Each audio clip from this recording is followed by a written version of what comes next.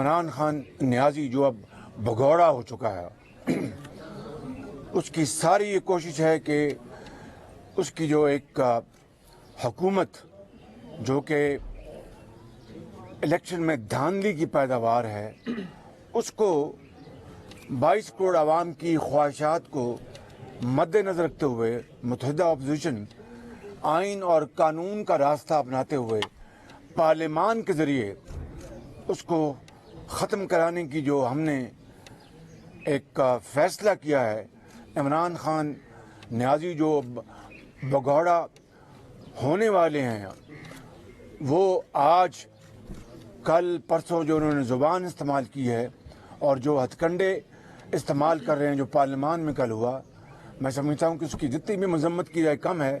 وہ اس ملک میں جو جمہوریت ہے، جس کے لیے پوری متحدہ اپوزیشن نے بھرپور قربانیاں دی ہیں اور استحکام دکھایا ہے، اس کو وہ اب پٹری سے اتارنا چاہتے ہیں، تو ہم اس کی اجازت نہیں دیں گے۔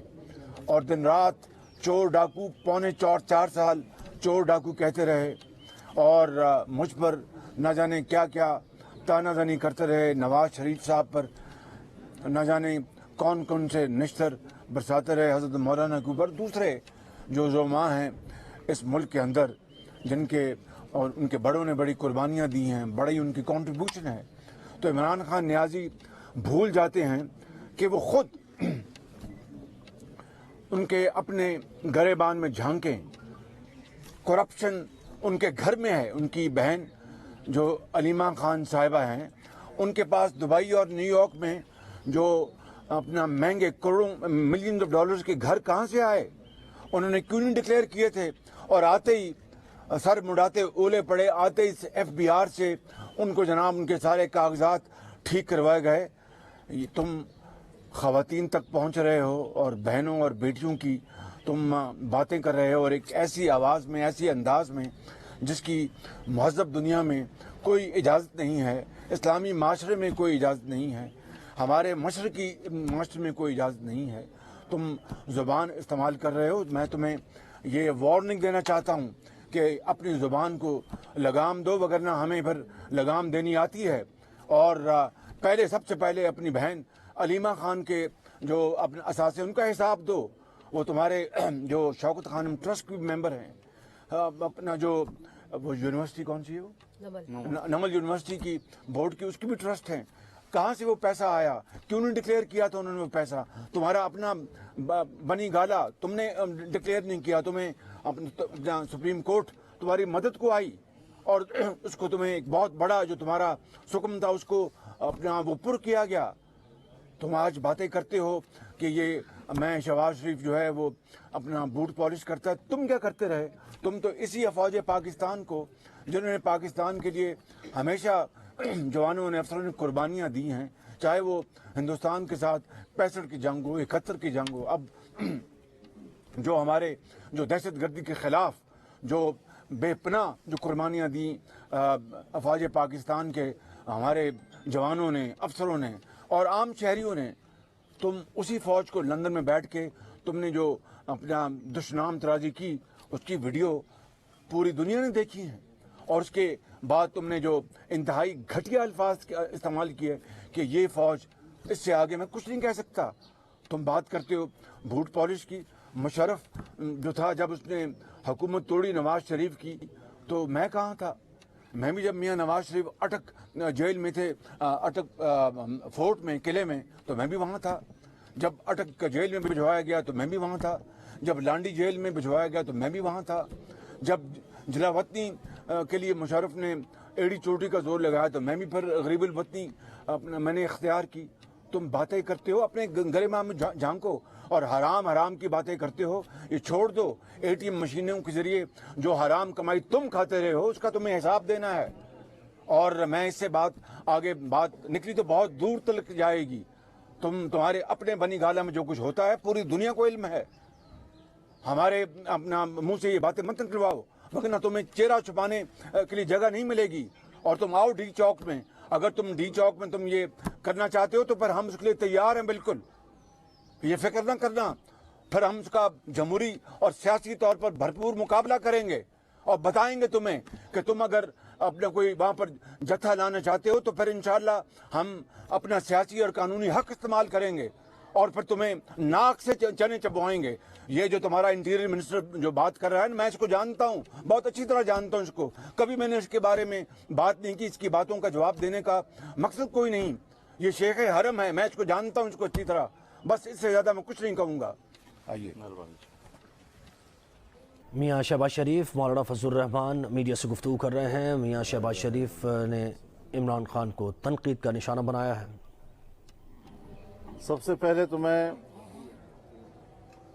जनाब मियाँ शहबाज शरीफ साहब का शुक्रिया अदा करता हूँ कि वो रात को पार्लियामेंट लॉजेस में होने वाले सानहे पर हमसे अफसोस और इजहार यकजहती के लिए तशरीफ़ लाए हैं। ये हमारा सियासी मैदान है। हम एक मरतबा नहीं, बार बार इन मराहिल से गुजरे हैं और हम इस किस्म के माहौल और इस किस्म के हालात से निमटने का ज़िंदगी भर का तजर्बा रखते हैं। कोई नई बात नहीं है। आप लोग आजकल उनको तकरीरों में सुन रहे हैं। एक होता है पागल, एक उससे ज़रा ऊंचा मर्तबा है भावला। बिल्कुल वो कैफियत हो गई है उसकी, होश हवास उड़ चुके हैं उसके।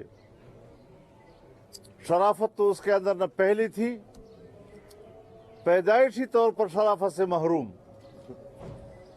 और पता नहीं किस मुआशरे में पला बढ़ा और कहाँ हमारी कौम के, पाकिस्तानी कौम के गले पड़ गया। आज कौम के निजात के दिन करीब आ गए हैं इंशाअल्लाहुल अज़ीज़। और आपने देखा कि हमने जब रात को पूरी कौम को और अपने कारकुनों को रोडों पर आने की दावत दी तो 1 घंटे से कम वक्त में पूरा मुल्क जाम हो गया। इमरान खान सुन लो, हम तुम्हें जाम करना जानते हैं। हमने शराफत का रास्ता लिया है, लेकिन तुम्हारे फितरत में शराफत का एहतराम नहीं है। गालियां देते हो, नाम बिगाड़ते हो, बदअखलाक़ी करते हो।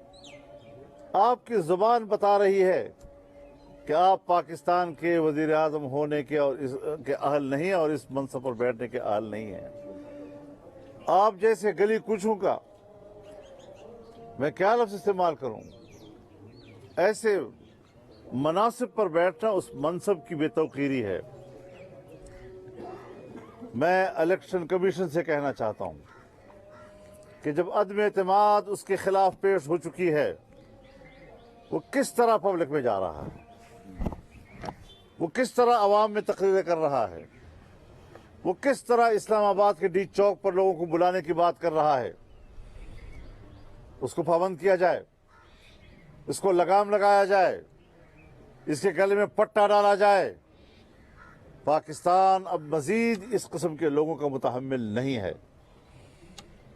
अदम एतमाद मेंबरान की अक्सरियत का मामला है। आराम से रहो। हमारा दावा है कि हमारे पास अक्सरियत मौजूद है। आप शायद तस्लीम न करें, सियासी जंग लड़ो। पूरी दुनिया की असम्बली में होता है, मुल्क के सुदूर के खिलाफ मुआखजे की तहरीकें आती हैं, वज़ीर आज़म के खिलाफ आती हैं, स्पीकर के खिलाफ आती हैं। बुकला क्यों गए हो? हवास बाख्ता क्यों हो गए हो? गालियां देने पे क्यों आ गए हो? तो इस किस्म की चीजें कि खुद तो डॉलरों का मुजस्सम और मगरिब का तैयार करदा एक रूप जो आपके अंदर डाला है उसने, हम पाकिस्तान में ऐसी सियासत को इजाज़त नहीं देंगे। और बता देना चाहता हूं कि हम अदम एतमाद पहले भी नहीं आया, हम आपके खिलाफ जिहाद लड़ रहे हैं। हम पाकिस्तान में ऐसी हुक्मरानी, अदम एतमाद की तहरीक इंशाअल्लाह कामयाब होगी, लेकिन एहतमाल है नहीं भी हो सकती। मत सोचो कि फिर तुम हुकूमत कर सकोगे, फिर मामलात गली कूचों की तरफ जाएंगे, फिर मामलात सड़कों पे आएंगे, फिर अनारकी की तरफ जाएंगे, और उसके बाद हमसे पूछा जाएगा कि आप न करें ऐसा, कहीं निज़ाम न लपेट दिया जाए, कहीं फला न हो जाए, कहीं फला न हो जाए। तो मैं वाज़ेह तौर पर कहना चाहता हूँ कि खज़ां जाए बहार आए ना आए, असल चीज़ इसका खात्मा है। जिस कीमत पर भी इसका खात्मा होगा, हम सियासी मैदान में पुरअमन और कानूनी और आईनी वसाइल के साथ उसके मुकाबले में रहेंगे, हम आगे बढ़ेंगे। और पैसे की बात करना, बाबा अगर हमने पैसे कमाए हैं, अगर हमने कोई परमिट लिए हैं, तो मैं तो सुबह खैबर पख्तूनख्वा का रहने वाला हूँ, तो आपकी हुकूमत वहाँ पिछले 5 साल रही है, तो अभी भी आप 4 साल से वहाँ हुकूमत कर रहे हैं, तो लाओ ना कोई केस, हिम्मत है तो लाओ ना कोई केस, कोई मसला लाओ ना। जब कोई मुकदमा तुम हमारे खिलाफ ला ही नहीं सकते, तो फिर गालियाँ देना ये अवबाश का काम होता है कि बिला वजह रास्ते में आपको गालियाँ दे रहा है। और इस लेवल के आदमी को हुक्मरान नहीं होना चाहिए। बहुत शुक्रिया। मौलाना साहब, इमरान खान साहब ने अभी कुछ देर पहले तकरीर में कहा है कि मुझे जनरल बाजवा ने कहा कि मौलाना साहब का नाम ना बिगाड़ा करो, तो क्या आपने कुछ शिकायत लगाई थी जनरल बाजवा को? नहीं, मुझे ऐसी कोई सियासत करनी ही नहीं है, न कभी मैंने की है। मुझे आप जानते हैं, अगर आपको उम्र कम भी है तो काफ़ी अरसे से आप मुझे सुन रहे हैं, और मेरे सियासत के लेवल को भी आप जानते हैं कि मैं किस लेवल की सियासत करता हूँ, और मैं मुल्क के लिए किस तरह सोचता हूँ, मैं बैनुल-अक़वामी बिरादरी के लिए किस तरह सोचता हूँ, मैं अपने वतन अज़ीज़ की खुद मुख्तारी के लिए किस तरह सोचता हूँ। ये सारी चीज़ें मेरी सियासत का हिस्सा हैं। लेकिन मैं इस चीज़ का हमेशा ख़िलाफ़ रहा हूँ कि पाकिस्तान की सिविल ब्यूरोक्रेसी हो या वो मिलिट्री ब्यूरोक्रेसी हो, वो सियासत में मुदाखलत करे। अपने काम से काम रखें, उनका दायरा-ए-कार मौजूद है आइन में, हमारे लिए काबिल एहतराम है। जिस तरह सिविल ब्यूरोक्रेसी हमारे लिए काबिल एहतराम है, मिलिट्री ब्यूरोक्रेसी भी हमारे लिए काबिल एहतराम है। हम यही कहते हैं कि अपने काम से काम रखा करें। और आज अगर वो कहते हैं कि हम गैर जानिबदार हैं, हमारा सियासत से कोई ताल्लुक नहीं है, तो इसके जवाब में वो क्या कहता है कि न्यूट्रल तो जानवर होता है। अब ये मुल्क के इदारों के बारे में, और कल ही ISPR ने जो बयान दिया है, तो आज का बयान तो उस पर रद्द-ए-अमल हो सकता है ना। तो मुझे जरा बात करने दें। देखो, सरकारी मुलाजिमीन, चाहे पटवारी हों, चाहे स्कूल टीचर्स हों, चाहे पुलिस वाले सफ़ेद लिबास में हों, और उनको आप इकट्ठा करके दुनिया को दिखाएं कि हम कोई बड़ा जलसा कर रहे हैं, हम आपकी इस हकीकत को भी जानते हैं। और आप सहाफ़ी हजरात मेरे सामने खड़े हैं, इंतहाई अदब से मैं याद करना चाहता हूँ कि आप हजरात ने भी किसी ज़माने में उनके 1000 लोगों को 1 लाख बनाकर पेश किया कैमरे की तकनीक से। और आइडियल बातें आपने भी सुनी, जो कंटीजन में अलिफ लैला के किस्से बयान करता था और आइडियल किस्म की बातें करता था, आज फिर उसी तरह का लहजा उसने अपनाया हुआ है।